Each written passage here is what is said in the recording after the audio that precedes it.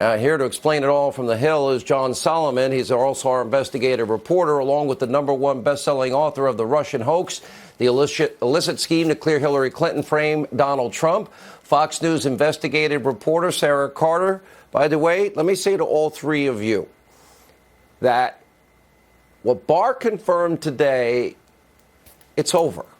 The Mueller report is over. He's not changing his mind. No collusion, no obstruction. But did talk about criminal investigations into every single thing the three of you, I added a little bit myself, just a little, that we have discussed for 2+ years on this program. I know. By the way, I'm not happy about it. This isn't good for the country, but it's imperative for the rule of law. John Solomon, let's go to the Ukraine issue also. Remember, there's a New York Times piece trying to protect Joe Biden today because he literally held hostage American tax dollars as a means of browbeating the firing of the top law enforcement official in Ukraine who was investigating his own son. Yeah. Well, a few times, Sean, you've asked, when will the mainstream media start paying attention to this? And I think we are beginning to see people pay attention to the 2.5-year narrative that Greg and Sarah and myself and others have tried to report out because it was the facts, not because we had an agenda, because it was factual. And it's nice to see other news media paying attention to important developments in these stories. I think today, Nellie Orr is a really big sign of what's ahead. Everybody who had contact with the Justice Department, everybody who perpetrated the Steele dossier, everybody who signed a FISA warrant, everybody who approved intrusive tactics against the president and his campaign during this investigation are now under scrutiny. Attorney General Barr made that incredibly clear today. And I think there's going to be a lot of bad conduct unmasked in the next few months. And I use the word unmasked with a little bit of tongue in cheek because unmasking is one of the issues we have to get back to. But everything that Greg wrote about in his book, all the stories that Sarah wrote about, all the things I've been able to write about at the Hill, they're now being investigated in a serious way, and that's a very important development for the American people.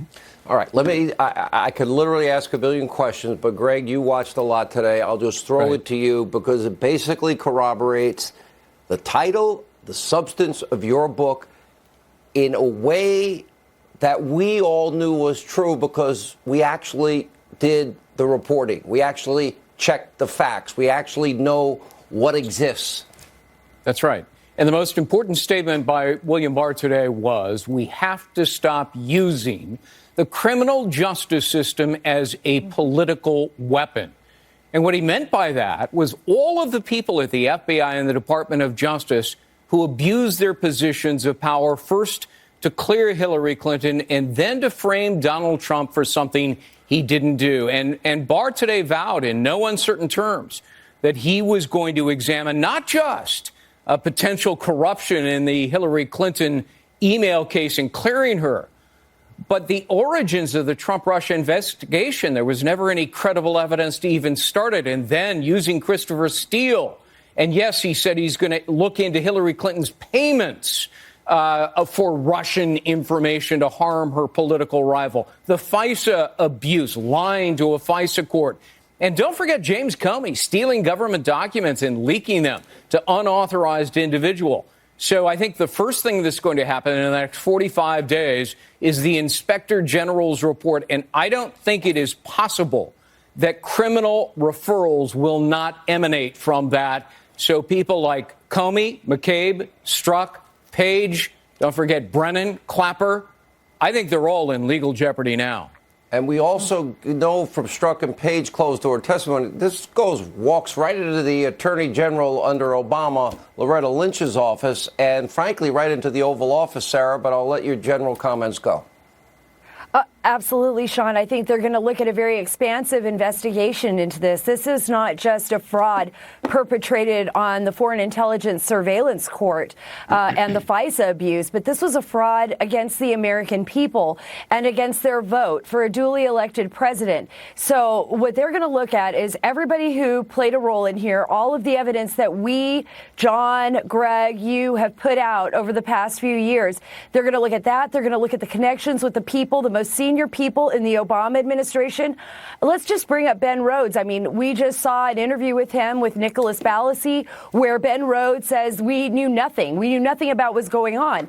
Well, Ben Rhodes, that was his job, was to know what was going on. So right off the bat, I think there's a conflict there in his own statement.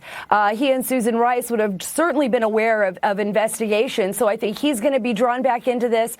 I think the American people deserve answers. Most importantly, just as Greg said and John said, Michael Horowitz is going to come out with his report. There will certainly be criminal referrals. Let me ask all three of you an exit question. And again, I applaud all of you. And I know you have a lot of work. We all have a lot of work ahead of us. This is not going to be over in a day, a week, a month. It'll take a year, but it's coming out.